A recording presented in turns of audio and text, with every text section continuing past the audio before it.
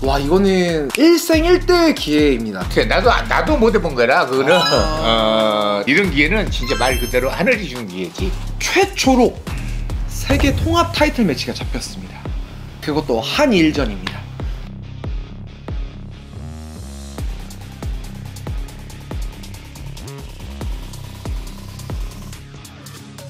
저렇게 올리는 상태에서는 중국이 못 나간단 말이야. 이 선수를 잘근잘근 저렇게 깎아 먹습니다. 그러고 나서 스타일이 거의 비슷해 지금. 전부터 신까지 다 내버텨서 한번 정말 열심히 싸워봐야 되겠지.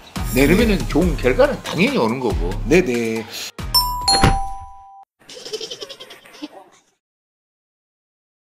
안녕하세요, 감성복싱 이경환 관장입니다. 정말 스포츠 팬분들, 복싱 팬분들이라면 다들 깜짝 놀라셨을 겁니다. 대한민국의 최초로 세계 통합 타이틀 매치가 잡혔습니다. 한일전 하면 떠오르는 대한민국 복서 세계 챔피언 박종원 선생님 소개하겠습니다. 반갑습니다. 안녕하세요, 박종원입니다.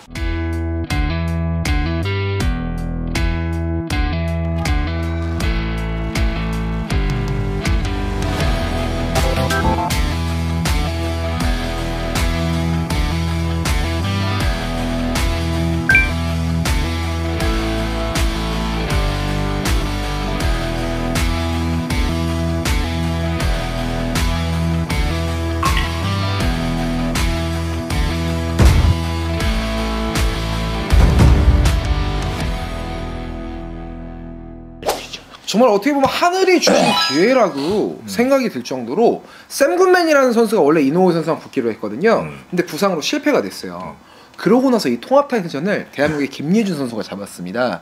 정말 이 한일전에 최고의 일본 복서 킬러이신 박종원 선생님께서 그 어느 때보다 더 많은 기를 주셔야 되는 상황이 됐습니다. 몇 퍼센트의 승리가 될까라고 얘기를 했었을 때 김예준 선수가 5%입니다.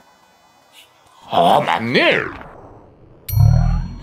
이게 1% 희망만 가져도 이건 희망이 있는 거야. 와, 저는 반대되는 말씀을 해주실 거라고 생각을 했거든요. 근데 복싱 1% 가능성을 갖고 싸우는 거잖아요. 5%면 진짜 많은 거야. 많은 거죠. 많은 거기 때문에 요즘에 기죽일 필요도 없고 네네. 당당하게 더 싸울 수 있는 거야. 마음 편안하게. 네네. 그러면 정말 좋은 결과가 나올 수가 있는 거지. 완전히 말 그대로 꼭 먹고 안 먹고 되는 거잖아.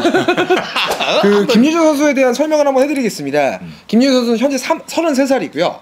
전적은 21승, 13KO, 2무 2패예요. 많은 경험이 있는 선수입니다. 그리고 이 선수는 오른손잡이 오소독스와 사우스포 두 개를 구사할 수 있는 선수예요.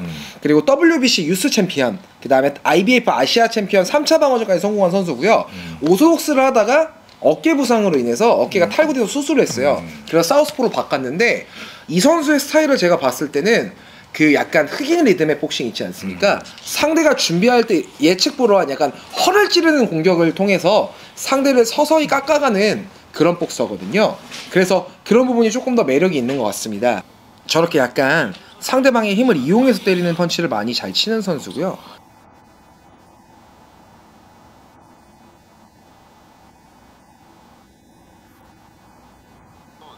야, 복부를 좀 친다. 네, 복부를 잘 칩니다. 복부는 타이밍이야. 상대가 약간 방심했을 때 그 틈을 절대 놓치지 않더라고요. 그래서 상대의 체력을 깎아먹고 저렇게 허를 찌르는 타이밍이 굉장히 좋은 선수입니다. 저렇게 맞고도 바로바로 받아쳐서 상대한테 클레이트 데미지를 주고요. 이 파란색이 지금 현 국가대표 출신입니다. 그래서 이해찬 선수라는 선수인데 굉장히 손발이 빠른 선수예요. 근데 저렇게 국가대표 선수를 상대로 할 때도 그냥 이제 맞아주거나 뭐 큰 주먹을 맞거나 이런 부분보다도 이 선수를 잘근잘근 저렇게 깎아 먹습니다. 그러고 나서 상대를 숨통을 점점 조여오게 스파링을 하는 부분이 저는 굉장히 인상적이었거든요. 리듬을 조금 반박자 빨라요. 반박자가 좀 느리기도 하고.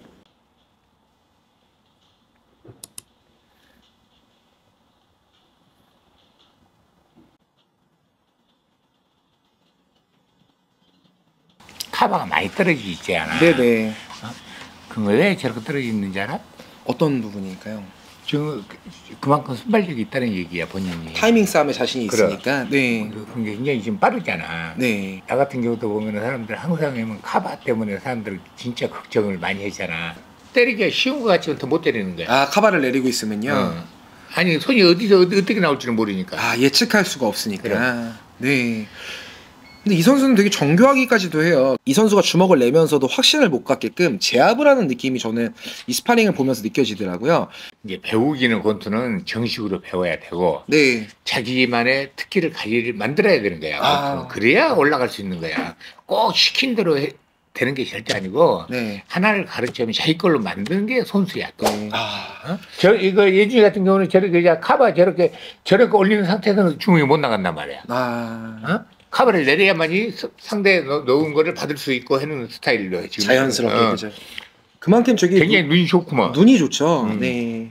사실 우리나라 국가대표 선수들이 기술력이 정말 빠르고 스피드가 정말 빠르잖아요. 근데도 저렇게 타이밍 싸움에서 제압을 했다라는 거는 좀 지금까지 공격으로 제압한 거랑은 좀 다른 느낌이라서 그래서 이런 부분이 강점이라는 걸 보여드리고 싶었고 두 번째는 이노우에 선수가 스피드가 정말 빠릅니다. 이노우에 거를 다시 한번 봐야지. 네네.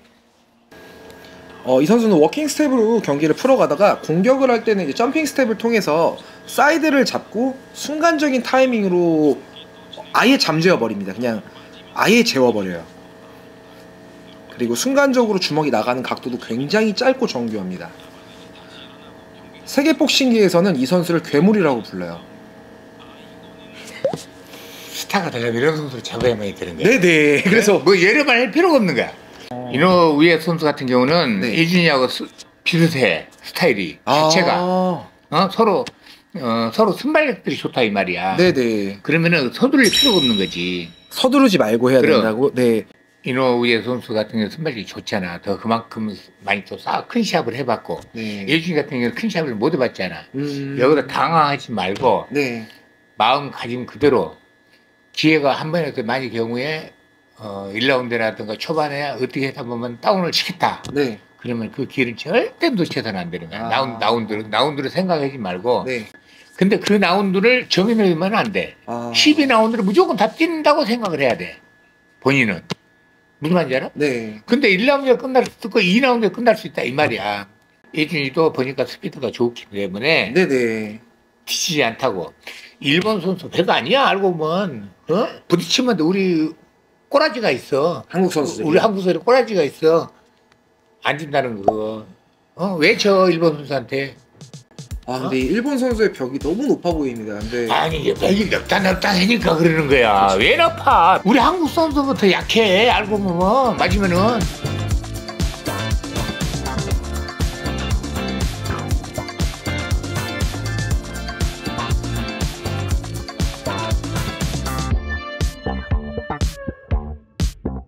쉽다고 생각하면 돼. 예준이 같은 경우는 진짜 이게 하늘이 준 기회야. 기죽지 말고 네. 완전 빅게임이 될 수가 있는 거지. 그러니까 당당하게 해라 이거지 그냥. 지금 박주 선생님 말씀 듣는데 저 너무 기대가 돼요. 아니야 네. 믿자마야 문제냐. 이거는 손을 벌 일이 없는 시합이잖아. 이는 선수는 큰 시합을 많이 하면서 완전 여유가 있을 거라고. 네네. 예준 같은 선수는 큰 시합을 못해서 당황을 할 거고. 당할 필요 없다 이 말이야. 뭐 통합이라고 그냥 신경 쓰지 마. 신경 안 쓰고 싸워야 돼. 그냥 태클 매치야 그냥. 기회가 왔어 자기한테. 그 기회를 놓쳐야 돼? 안 놓쳐야 돼? 놓치면 안 되죠. 너 같으면 놓쳐 안 놓쳐? 저는 너 죽고 나타나야 된다잖아. 선생님께 말씀 들으면 할 수 있을 것 같습니다. 아니 그러니까 너 죽고 나타나야 돼. 그러기 전에 어떻게 해야 돼? 단순한 주제를 가지고 그럼. 너 죽고 나 살자로 싸워야죠. 이거는 두 번 다시 안 오는 시합이야. 네네. 근데 이런 시합을 놓쳐서는 안 되는 거고. 네. 자기 말 그대로 우리가 흔히 말 젖먹던 신까지 다 해서 싸우되 최선만 다해서 싸우라 하잖아. 비굴하지 말고 그냥. 와, 이거는 정말 태생적으로 느끼신 부분이기 때문에 정말 강력한 메시지가 됐을 거라고 생각이 들고요. 저는 뭐 사실 조 선생님 너무 정리를 잘해주고 말씀을 잘해주셔서 응원 메시지 한 번만 김민호 선생에게 부탁드리겠습니다. 정말 하늘에 준 기회야 이준이는. 더 잘 보이려고도 하지 말고 자기가 가지고 있는 실력만 내 버틴다 하면 돼. 그러면은 좋은 결과가 일어날 거야. 자 예준이 화이팅! 화이팅! 자 마지막으로 감성복싱 이주영 과장이었습니다. 쑥쑥쑥!